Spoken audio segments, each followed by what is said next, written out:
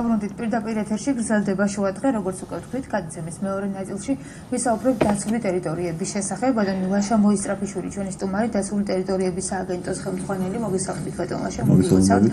ახალ წელს ასევე საპატრიარქოსა და გარემოსდაცვის სამინისტროს კოორდინატორი, ბატონი გოჩა არონიშიძე, მოგესალმებით ბატონ გოჩა. მადლობა მოგზაურობისთვის პირველ რიგში და საინტერესოა სიახლეებით დავიწყოთ ბოლო პერიოდის განმავლობაში ბატონ ლაშა, რაც გაკეთდა ამ კუთხით ჩვენს ქვეყანაში.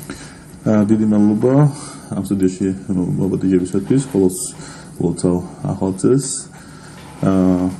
მე ორი თვით ვიტყვი, რომ დაცულ ტერიტორიებში ძალიან ბევრი სიახლეები უკვე ამ ახალ წელსაც იგეგმება. ეს არის ჩვენი ხა დავიწყეთ, მიმდინარე პროექტები არის 4 დაცული ტერიტორიის განვითარება, ეს არის ფშავ-ხევსურეთის ეროვნული პარკი, რომელიც შეიქმნა და სადაც დაიწყება ახალი ინფრასტრუქტურის მშენებლობა, აშენდება ტურისტული საინფორმაციო ცენტრები, აშენდება ვიზიტური ცენტრები, ადმინისტრაცია, დასაქმდება დამატებით ხალხი, მოეწყობა ტურისტული ბილიკები, მოეწყობა თავშესაფრები, ანუ იქნება ძალიან დიდი, ესე ვთქვათ, თავშეკრის ადგილები, სადაც ვიზიტორებს, ჩამოსულ ვიზიტორებს შესაძლებელია იქნებათ მიიღონ ყველა ინფორმაცია, როდესაც მოხდებიან დაცულ ტერიტორიაზე, სად შეიძლება რა ფიშის აღნიშნება ნახონ. ეს რაც შეეხება ფშავ-ხევსურეთს, ასევე იგეგმება. ეს უკვე და რა ეტაპზეა ხო ეს? ეს არის უკვე პროექტი მომზადებულია, პროექტები მომზადებულია უკვე პროექტების მშენებლობები დავიწყოთ უკვე ახალ წელს დაიწყო უკვე მშენებლობები 2019 წელში, ასევე დაიწყო მშენებლობები ყაზბეგში, ყაზბეგში ეწყობა ასევე დიდი ჩვენი ვიზიტოთა ცენტრი მოეწყობა ყაზბეგის მთავარ მოედანზე, შესაძლოა სტეფანწმინდაში, სადაც ასევე იქნება საგამოფენო დარბაზი, რომელიც იქნება ინტეგრირებული ადმინისტრაცია, სადაც ასევე ყველა ყაზბეგი ერთ-ერთი ყველაზე მონახულებადი ადგილი ყველაფერს ტერიტორიებში, როგორც მოგესალმებით, ჩადის ყაზბეგში და აქედან აქ არ არსებობს ისეთი ადგილი, სადაც შესაძლებელი იქნება ადამიანი მიიღოს თუ სად რა შესაძლებლობას, სად რა უნდა ნახოს. ანუ აქაც იგივე იქნება, რომ ყველა ჩამოსავალ ვიზიტორს ექნება საშუალება ჩვენ დიდ საგამოფენო დარბაზში მიიღოს ის ინფორმაცია, თუ სად რას ნახავს, რა ისტორიულ-კულტურული ძეგლები არა, მამდენი მარშრუტი იქნება, სად რა არის ტრადიციები იქნება. ყველაფერი იქნება ინტეგრირებული, აქ იქნება ასე მუზეუმით პატარა გაკეთებული, სადაც ყველანაირ ინფორმაციას მიიღებენ ჩვენი ვიზიტორები, რომ გავუმარტივდეთ დაგეგმა თავიანთი დღეების, რომელიც უნდა გაატარონ ყაზბეგის ეროვნულ პარკში. ასევე იგეგმება ამ პროექტის ფარგლებში, იგეგმება ყაზბეგის ეროვნული პარკის განვითარება და გაფართოებაც. ჩვენ გვინდა რომ ასევე თრუსოს ხეობაშიც შევიდეთ და თრუსოს ხეობაშიც დაიგეგმოს მარშრუტები და მოეწყოს ინფრასტრუქტურა და ბევრი, ესე ვთქვათ, სიახლეებს შევთავაზეთ უკვე ნენევა ჩვენს ვიზიტორებს ახალ წელს. ასევე მინდა აღნიშნო, რომ ალგეთის ეროვნულ პარკში, ეს არის მანგლისში მდებარეობს, სადაც ასევე აქაც იგეგმება ახალი ინფრასტრუქტურის მშენებლობა, რომელიც 2016 წელს დაიწყება, აქაც იგივე იქნება ინტეგრირებული იქნება ადმინისტრაციული შენობა თავისი საგამოფენო დარბაზით, მოეწყობა ტურისტული ინფრასტრუქტურა, საველე, ასევე დაიგეგმა ბილიკები, აქ იქნება ალგეთში ჩვენ გვქონით ბირთვისის ბუნების ძეგლი ემატება, ასევე ეს არის იქვე მდებარეობს, ძალიან ცნობილი არის დღემდე, ესე ვთქვათ, ვიზიტორებში პოპულარობით სარგებლობს, მაგრამ იქ არ არის არანაირი ინფრასტრუქტურა მოწყობილი. ჩვენ უკვე კანონპროექტი გადადამება პარლამენტში და გვინდა რომ ბირთვისის ბუნების ძეგლი წელს შეიქმნას და ამ პროექტის ფარგლებში ძალიან კარგი ინფრასტრუქტურა განმავითაროთ ვიზიტორებისათვის, მოსულ ვიზიტორებს, რომ უფრო მეტი კომფორტი შეექმნათ და უფრო მეტი, ესე ვთქვათ, ზიანი არ მიადგეს ბუნებას. ამ ხარ მდგომარეობაშიც არის სამწუხაროდ არის ის, რომ ბევრი ადამიანი აზიანებს, ნაგვიანებს და თუმცა გონიათ, რომ ეს სვისი არის და უადრების მიქცევა საინტერესო ბატონო, შესაძლოა ცხადება უკვე ტერიტორია ან დაცულ ტერიტორიის სტატუსი ენიჭება. როგორ ხდება მონიტორინგი, ვინ უწევს ამას ორგანიზებას, უკვე ვინ არის ეს მხედველი მაგალითად, საიდან აგვიანება ახსენეთ თქვენ ამ შემთხვევაში. მივაწოდოთ მაყურებელს ინფორმაცია. მე მესმის ძალიან ბევრი კითხვა ისმება ხოლმე ამ კუთხით, თუნდაც აი რა არის დაცული ტერიტორია, რამდენია ჩვენს ქვეყანაში და მე ამ კითხვებსაც პარალელურად დაგისვამთ, რომ იქნება რამდენიმე ესეც. რაც შეეხება თუთ იქნება დაცული ტერიტორია, ყველა დაცული ტერიტორია იქნება შესაბამისი კლდეების საფუძველზე, უნდა იყოს ეს არის ჩვენი ქვეყნის საგანძური, ეს არის საერთაშორისო მნიშვნელობით ის ტერიტორია, რომელიც უნდა აკმაყოფილებდეს საერთაშორისო ღირებულებებს, უნდა იყოს ჩვენ მხოლოდ იმ ადგილებში უნდა იყოს ის უნიკალური სახეობები, რომელიც გავრცელებული არის მხოლოდ კონკრეტულ არეალში. აქედან გამომდინარე, ამ კვლევების საფუძვლად დგება საზღვრების შედეგად უკვე კანონ პროექტი მომზადდება, კანონ პროექტი იღებს პარლამენტი და ამ შემდგომ, როდესაც უკვე პარლამენტი დაანგრიცხებს კანონის შექმნის რომელიმე დაცულ ტერიტორიას, სამართავად გადმოეცემა დაცული ტერიტორიების სააგენტოს. დაცული ტერიტორიების სააგენტო კიდე ყველა ადმინისტრაციული რეგიონში, სადაც უკვე იქნება ადმინისტრაცია, შენდება ადმინისტრაციული შენობა, შენდება ვიზიტთა ცენტრი და ჩვენი რეინჯერების მეშვეობით ხდება უკვე თითოეულ დაცულ ტერიტორიების გაკონტროლება. დღეისათვის ჩვენი ქვეყნის რა პროცენტი უჭირავს დაცვა? 8% უკვე 8.4% არის უკვე ფშავ-ხევს როდესაც შეიქმნა უკვე ყველაზე ესე ვთქვათ დიდი ადგილი უკავია ფშავ-ხევს უკვე 8.4%-ზე ავედით საქართველოს მასშტაბით. თუმცა ჩვენ გვაქვს დაგეგმილი რომ დაახლოებით 5%-მდე გვინდა რომ შეძლებლად დამიზნებში რომ საქართველოში დაცული ტერიტორიები განმოვითაროთ. და ნახოთ დაგეგმილი გვაქვს ძალიან ბევრი კიდე დაცული ტერიტორიების ქსელის გაფართოება. ასე ბატონი გოჩამიტე ჩავთა საუბარში აუცილებლად საპატრიარქოს კუთხით ვისაუბროთ შეიძლება საპატრიარქოს დაცული ტერიტორიების შესახებ მივაწოდოთ მაყურებელს ინფორმაცია რამდენია ესეთი ტერიტორია რა ფუნქცია მოვალეობები აკისრია ამ შემთხვევაში საპატრიარქოს მოგესალმებით ეს კლუბზე ჩემფიდან ასე მე საპატრიარქოს მოულოცებული დაბადების დღე იყო სიდა სულაგური თუ სოფლა სიკეთე და გადატყობნა ასე დამდეგში შეფასებას მოგილოცავთ სოფლას ამ შემთხვევაში ჩვენ დღეს როგორც ბატონო შენიშნა გვაქვს დაცულ ტერიტორიებზე შეხვედრა თქვენ მოგეხსენებათ რომ საქართველოს თანამშრომლობაზე შეთანხმება მხარეებს შორის ეკლესიას და სამინისტროს შორის რომ მათ შორის არის ესეთი მნიშვნელოვანი მუხლი რომელიც ითვალისწინებს დაცულ ტერიტორიებთან მიმართებაში თანამშრომლობას აქ ერთობლივი პროექტების განხორციელებას და ასევე ჩვენი მხრიდან, ანუ ეკლესიის მხრიდან თანადგომას, რომ შენარჩუნებული იყოს ყველანაირად ის უნიკალური რაც საქართველოს ეს არის ჩვენი საგანძური, დაცული ტერიტორია ფაქტობრივად ჩვენი ოქროს ფონდი არის, ქვეყნის ოქროს ფონდი არის. თუნდაც ის მოწყობილება რომ წიგნი რო აღმოთხა ეს ატომეულის პირველი ტომი, სადაც არის ბუნებაზე, ხო?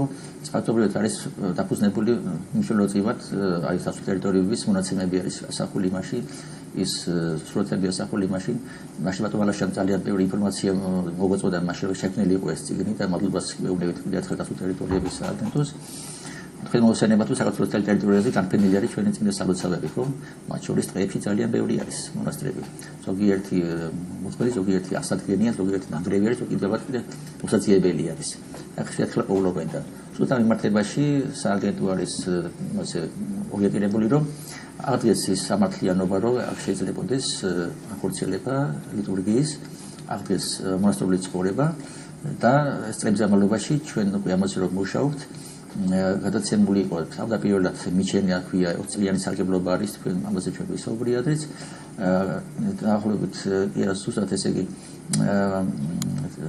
6 ეპარქიაში არის გადაცემული ტრანსპორტის ბრძანებულება იყო გამოსული ამაზე და მთლიანობაში ეს არის 299 ჰექტარი არის მათ შორის მინდა აღვნიშნო განსაკუთრებულად გერგეტის სამების ტერიტორიაზე 30 ჰექტარი აზერბაიჯანის რაიონში სტეპანწმინდაში წმინდა სალოცავების მიმდებარე ტერიტორიები და რეალის კომპლექსი არის ეს არის ათენგენობის ეს არის ნიკოლოზის სიონში და ასე შემდეგ ასევე ბოჯოხარავა კულტურულ პარკში წვანი მონასტერი გადაეცა ტერიტორია და ეხლა მინარიოს ამას ალბათ აღნიშნავს ხდება საზღვარების დემარკაცია რომ ფაქტობრივად ეს რაც იყო საუბართან განმავლობაში თქმა უნდა ეს როცა ხდებოდა გადაცემა მიჩენის წესის სარგებლობაზე რომ დღეს ეს გადავიდეს რეალურ საკუთრებაში შეიძლება საპატრიარქოს ქონდეს თავისი ტერიტორია საკუთარი და ასევე ტერიტორიის სააგენტო და სახელმწიფო კეთობლიობაში მას მიხედავენ და მოუვლია ეს არის ძალიან დიდი საქმე და ეს არის ჩვენი ოქროს ფონდი და გრძელდება ეს პროცესი რომ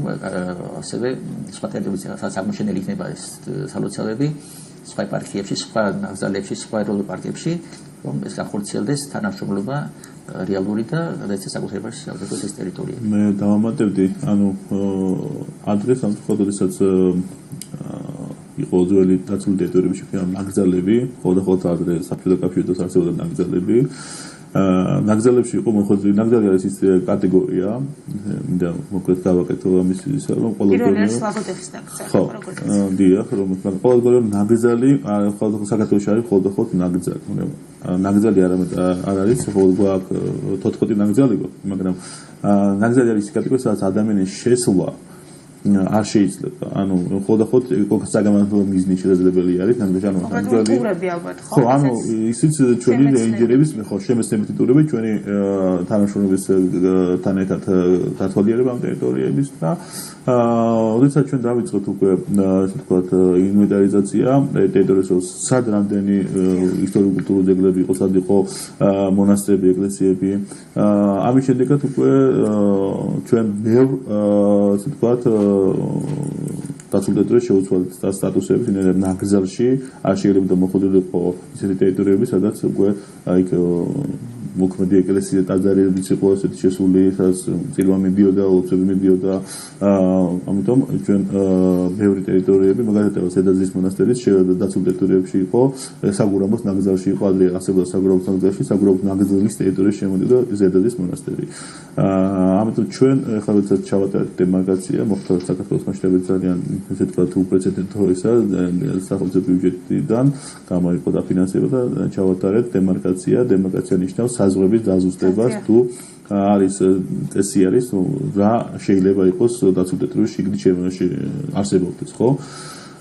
სადაც უკვე მოქმედი ეკლესია მონასტრებია, რა თქმა უნდა, ის უკვე უნდა გადავიდეს, ამოვიდეს ჩვენი ტერიტორიებიდან, რომ შესაბამისად კანონი არ დაერეყო და განხორციელდეს შესაბამისი მოქმედებები და ამ კუთხით ჩვენ ძალიან დიდი სამუშაო გავწიეთ, რომ ბევრი ის საპატრიარქოსაც უშლიდა ბევრი თავის საქმიანობის განხორციელებაში, რაღაც წყლის შეყვანა უნდათ, რაღაცა უნდათ საქმიანობა, რომელიც კანონით არ შეიძლებოდა. ამიტომ ჩვენ ამ კანონთან შესაბამისად მოგვიყვანეს ყველაფერი, გავაკეთეთ დემარკაციის შედეგად. განმარტოთ, რატომ არ შეიძლება აი ნაკრძალი ახსენეთ თქვენ და შესაძლოა მოსახლეობის საინტერესო იქნება. ნაკრძალი იქნება ხელუხლებელი ბუნების შენარჩუნების მიზნით და კონსერვაციის მიზნით. ანუ სამწუხაროდ ბევრი ტერიტორიები საბჭოთა კავშირშიც იყო შექმნილი, იყო პირდაპირ სოფლის მიმდებარედ მიჯნაზე. ლაგოდეხის ნაკრძალი რო ავიღოთ, ლაგოდეხის ნაკრძალი, როდესაც ადამიანი თავდება, სახლი უკვე მქონდა, ესე ვთქვათ, უკვე იმიწევს ტერიტორიას, სადაც შესვლა არავისი არ შეიძლებოდა, ხო? ამიტომ მე ჩვენ უკვე კანონიდან შესაბამისობაში მოსულიყავით და არ დაგვერგვია კანონი და სადაც ნაკრძალში არ შეიძლება ტურიზმის განვითარება. ხოლმე ეკოსაგამართლო შემეცნებითი ბილიკის მოწყობა შესაძლებელია. ამიტომ ჩვენ მოგვიწია უკვე ამ ნაკრძალის სტატუსის აწევა ზემოთ ნაკრძალის და ქვემოთ უკვე გაკეთა ეს კატეგორია შესაბამისი აკვეთილი ქვია ამ კატეგორიას, სადაც უკვე შესაძლებელი არის ტურიზმის განვითარებას, ბუნებრივი რესურსების სარგებლობაც, რომ არ შეიქმნას ჩვენი მიზანი, დაცულ ტერიტორიის მიზანი არის, რომ ჩვენ შევიდეთ მოსახლეობასთან კონფლიქტში. ჩვენი მიზანი არის ის, რომ დაცული ტერიტორია უნდა იმუშაოს იმაზე, რომ მინიმუმამდე დაიყვანოს კონფლიქტი ადგილობრივ მოსახლეობასა და ეროვნულ პარკს შორის. მაგალითად, ახლა კარგი მაგალითი ამისი არის თუშეთის ეროვნული პარკი.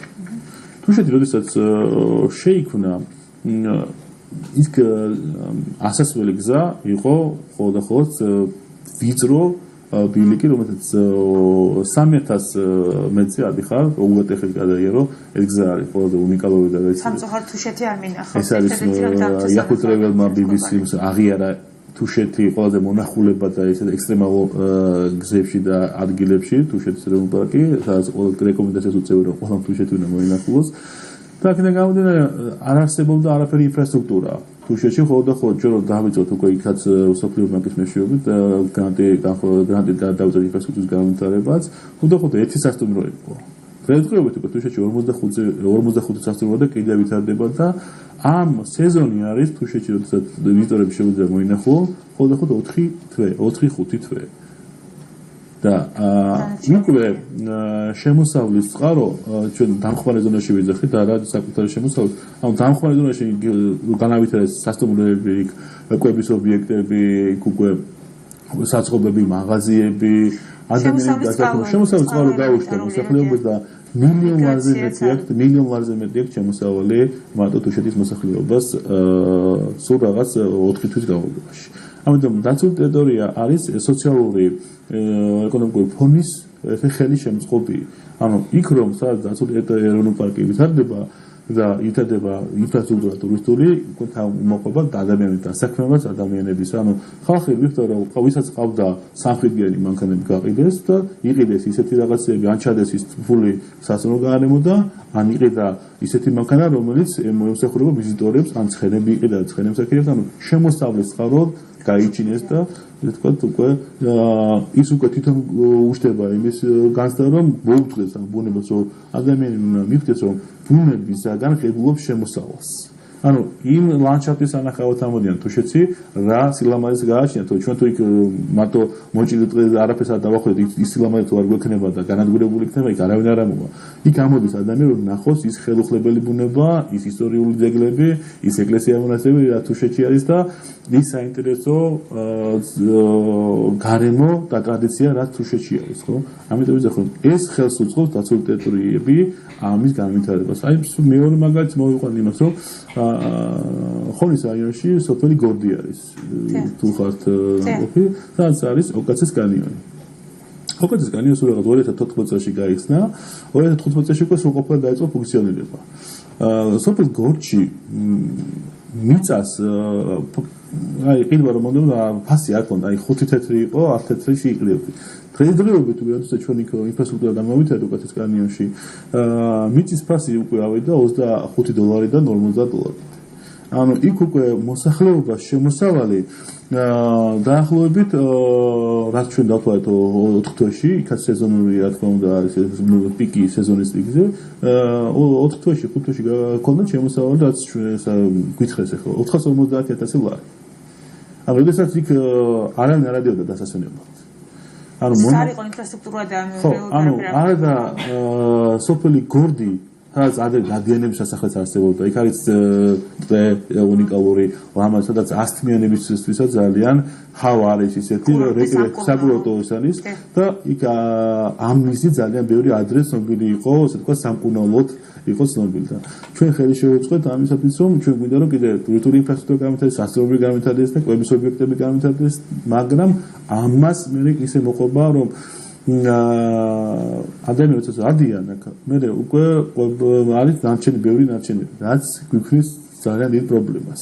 ყველას გონია რომ ხაროთ თემ ქვეყანაში ეს ქვეყანაში ანუ ტურიზმის ცნობიერების პრობლემაა ამ კუთხით. კი, აი ამ კუთხით ძალიან მჭირდება ადამიანთან უფრო მეტი მუშაობა, რომ ეს ნარჩენები და ეს ბუნება სადაც ადიან, ეს არის ყველას, ვისიც არის, ვისი შვილის არის. ხო, აი, რატომ ხარ აი ის რომ ავიდა რომ ნახა და დაყარა, მე უნდა წაიღოს, ვიღაცა უნდა დაასუფთავოს.